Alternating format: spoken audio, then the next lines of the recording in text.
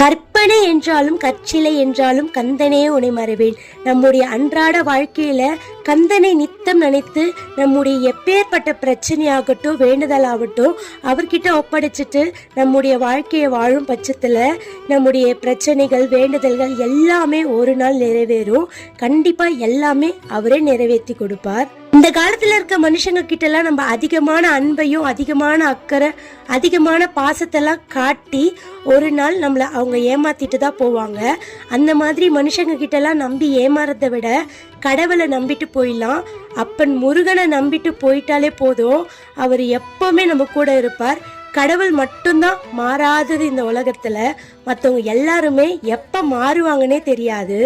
அடுத்த மாதம் மகா கந்த சஷ்டி வர்றதுனால 48 நாள் விரதம் ஏற்கனவே இருக்க ஆரம்பிச்சிருப்பீங்க. 21 நாள் விரதமும் இருக்கலாம். கண்டிப்பா முருகனை நம்பி இந்த விரதம் இருங்க. முருகன் நம்மளை கைவிட மாட்டார்.